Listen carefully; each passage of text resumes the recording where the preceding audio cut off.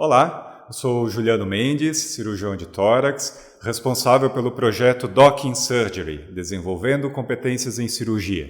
E nesse vídeo de hoje, irei falar sobre como ocorre a monitorização dos pacientes durante a cirurgia. Existem progressivos níveis de monitorização que podem ser utilizados conforme a cirurgia que será realizada, e também muito de acordo com os recursos disponíveis no hospital de vocês. É diferente realizar a monitorização para uma cirurgia de baixa complexidade, sob sedação e bloqueio anestésico locorregional, e para uma cirurgia maior, de várias horas e com uma complexidade também maior. É importante saber que, a partir do momento que suprimimos uma função fisiológica básica ou quando utilizamos alguma medicação que agudamente possa interferir nessas funções fisiológicas, o ideal é que possamos ter essa função controlada. E que funções fisiológicas seriam essas? Essencialmente, o débito cardíaco, a respiração, a consciência, o relaxamento muscular, a temperatura e a diurese. Aí vocês me perguntam, mas isso não é uma função do anestesista? Sim, principalmente do anestesista. Mas a partir do momento que você esteja em uma sala de cirurgias, tudo que tem relação com o paciente diz respeito também ao estudante do internato. Nos cursos de medicina, a forma como o estudante passa pela área de anestesiologia é bastante variável. Em alguns, o estágio em anestésio faz parte do internato em cirurgia. Já em outras, faz parte do estágio eletivo ou optativo. E também em algumas, o estudante não passa pelo anestésio como uma atividade isolada. Independente disso, saber o que está acontecendo com o paciente durante a cirurgia é fundamental, pois quando em campo operatório, toda ação da equipe de cirurgia potencialmente pode interferir em funções fisiológicas vitais, e é preciso saber disso. Por exemplo, que efeito tem a compressão da veia cava durante uma laparotomia exploradora? Diminuição do débito cardíaco por diminuição do retorno venoso para o coração. E qual que é o efeito do pneumoperitônio nas videolaparoscopias? Preciso lembrar qual gás que é utilizado para viabilizar as videolaparoscopias. Que gás que é esse? É o CO2, o dióxido de carbono. E esse gás ele é absorvido pelo peritônio. E que efeito que isso traz? Isso acaba modificando o equilíbrio ácido-base, provocando acidose.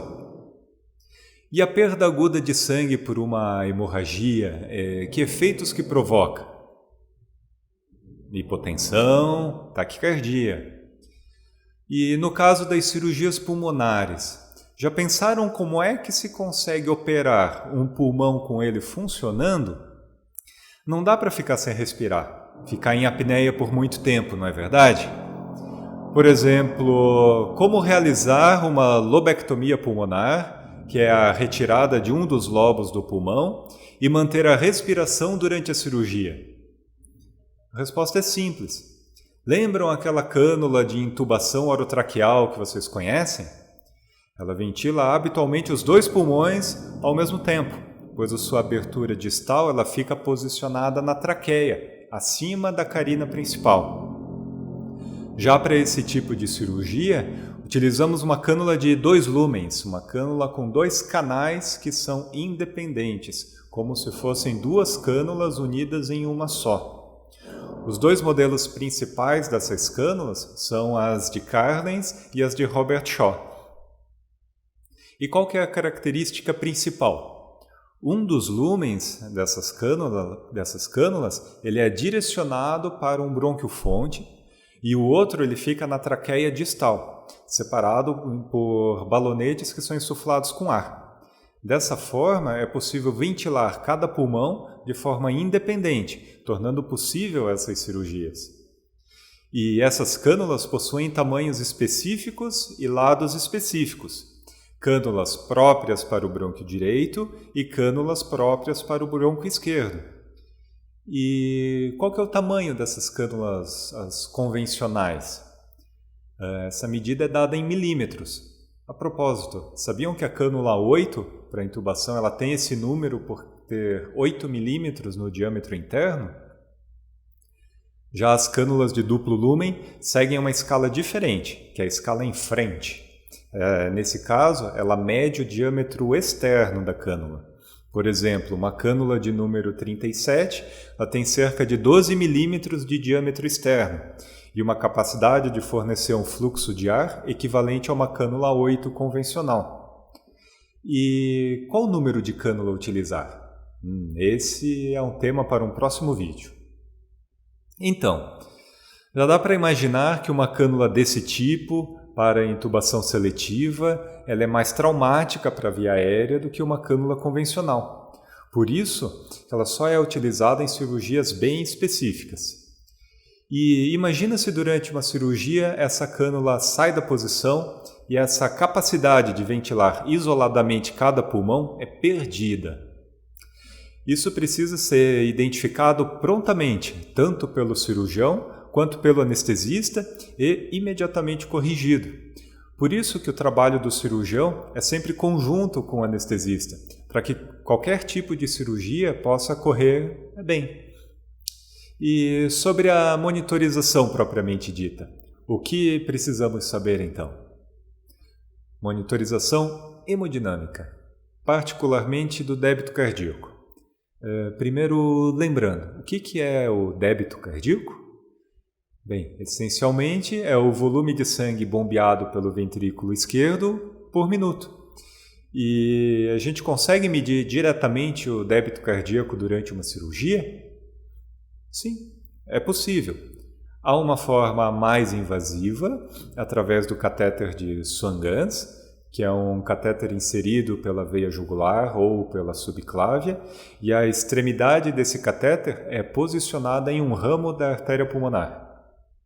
E tem uma forma menos invasiva, através de ondas de pulso que são captadas por uma punção da artéria radial, como o sistema Vigileu, por exemplo. Complexo, não? Por isso que esses sistemas eles são reservados para cirurgias maiores, como as cirurgias cardíacas ou cirurgias de longa duração. Então, nas cirurgias comuns, como que é feita a monitorização hemodinâmica? Simples, através da cardioscopia e pressão arterial. São medidas indiretas, mas que servem para a maioria das cirurgias. É obtido um eletrocardiograma em tempo real, em uma ou duas derivações, e a aferição automática da pressão arterial, de uma forma não invasiva, através de um manguito de pressão, que é semelhante aos que vocês conhecem, colocado no braço do paciente. Monitora-se, então, o ritmo cardíaco, a frequência cardíaca e a pressão arterial.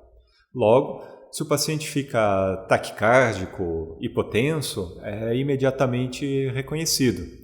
Se ele infarta durante a cirurgia, também é possível identificar. Se o cirurgião faz alguma manobra que interfere no retorno venoso, isso é possível ser visto. Em algumas cirurgias maiores, a monitorização da pressão arterial pode ser feita de maneira contínua, não dependente da insuflação do manguito de pressão. E essa forma contínua ela é imediata e através de uma punção da artéria radial com o mesmo tipo de abocate que se punciona a veia. É colocado um transdutor de pressão que converte o pulso arterial em onda elétrica, podendo ser demonstrada em um monitor em tempo real. Nestas cirurgias maiores, uma monitorização indireta do débito cardíaco e também da volemia é a diurese. Pode-se estimar o nível de hidratação do paciente e também se a perfusão tecidual de órgãos essenciais permanece adequada. O que isso quer dizer? Eu posso ter um paciente que esteja normotenso e com isquemia tecidual? Sim, posso. E como que isso ocorre? Darei um exemplo.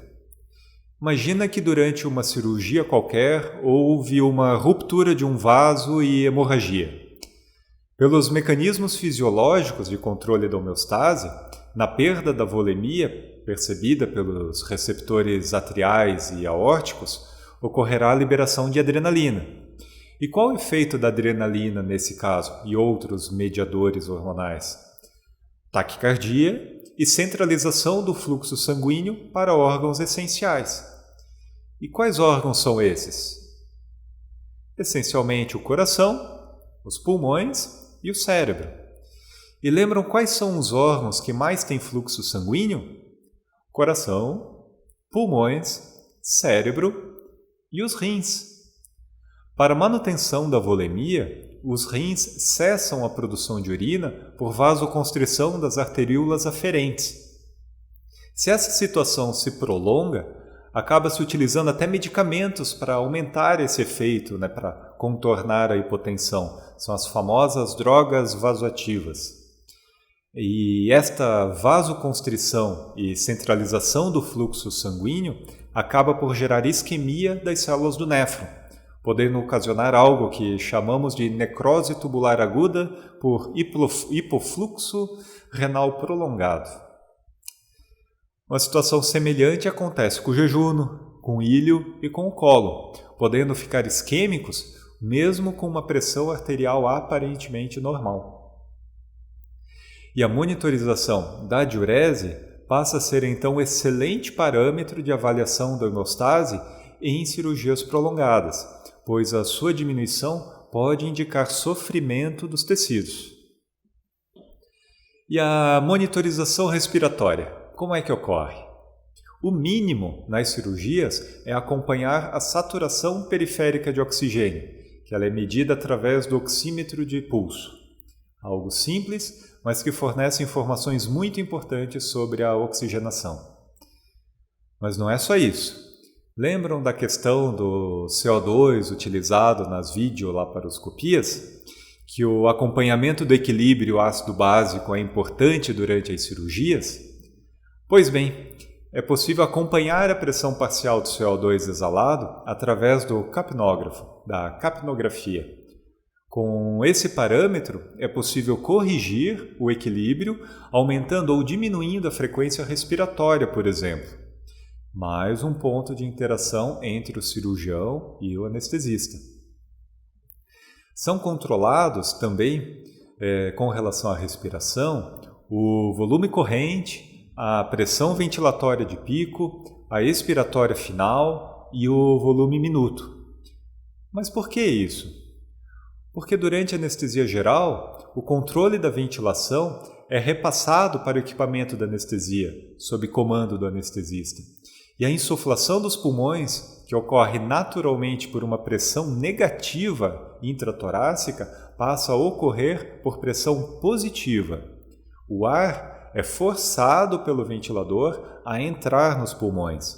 E esta pressão e volumes precisam ser bem controlados. Caso contrário, pode ocorrer lesão alveolar por barotrauma, excesso de pressão, que provoca ruptura dos alvéolos e pneumotórax. Imagina se durante a cirurgia ocorre esse pneumotórax por barotrauma. E aí eu pergunto, quais são os sinais de pneumotórax durante uma cirurgia? Vamos lá. Então, hipoxemia, insaturação, aumento da pressão ventilatória, diminuição do volume corrente e, na semiologia, na propedêutica, o que acontece? Ausência de murmúrio vesicular e hipertimpanismo no hemitórax comprometido. E o pneumotórax é algo que precisa sempre ser lembrado, principalmente nas cirurgias ou situações emergenciais. Os outros tipos de monitorização não são sempre utilizados, mas são importantes conhecer, principalmente com o desenvolvimento de medicações anestésicas de alta potência e tempo de meia-vida muito curta. O primeiro é a monitorização do nível de consciência. O nome do equipamento é o BIS, ou índice biespectral, que nada mais é que um eletroencefalograma contínuo. Alguns parâmetros do eletroencefalograma são utilizados para obter uma escala que mede o nível de atividade cerebral, que vai de 0 a 100%. É utilizada como parâmetro durante a indução da anestesia identificando o ponto onde já pode ser feita a intubação, por exemplo. A manutenção da profundidade da hipnose durante a cirurgia e também a superficialização da anestesia no momento do paciente acordar e poder ser estubado também podem ser obtidos com informações desse tipo de equipamento. E de forma semelhante, a outra monitorização é o TOF, o Train of 4, que avalia o nível do bloqueio neuromuscular, o nível de relaxamento muscular. Diferente do BIS, é uma monitorização intermitente. É realizado um estímulo em um nervo motor periférico e avaliada a resposta muscular a esse estímulo elétrico. Com o relaxamento total, não vai ocorrer a contração muscular. Habitualmente, é realizada a estimulação do nervo ulnar e a observação da contração do músculo adutor do polegar. Nesse sentido, é utilizado também para indicar o momento correto do relaxamento muscular, para que ocorra a intubação, a extubação e também a manutenção do relaxamento durante a cirurgia. E aqui vai mais um ponto bem importante para o estudante. É sinal de comprometimento com o paciente e com o estágio estar na sala de cirurgia quando a anestesia está sendo induzida e também quando o paciente está acordando e será extubado. Nesse momento, o paciente pode realizar movimentos bruscos, remover curativos ou remover drenos e tem que ficar de olho. E quanto à temperatura, é importante monitorar por alguns motivos. Principalmente a hipotermia. É um cuidado fundamental manter o paciente aquecido durante a cirurgia. A perda de temperatura que ocorre com a exposição das vísceras e com a vasodilatação ocasionada pela medicação anestésica é muito grande. E quais os dois efeitos principais da hipotermia durante a cirurgia? Primeiro, a alteração da velocidade das reações enzimáticas ligadas à cascata de coagulação. De forma objetiva, o paciente hipotérmico sangra mais. E segundo, a hipotermia é responsável por arritmias que podem inclusive ser fatais. Numa próxima oportunidade, mostrarei o funcionamento desses monitores em tempo real. E por que saber disso tudo? Por conhecimento, claro, e também porque são temas frequentes de perguntas para os estudantes durante uma cirurgia e também nas provas de residência. Gostou desse vídeo? Deixe seus comentários, inscreva-se no canal para acompanhar os próximos. Até breve!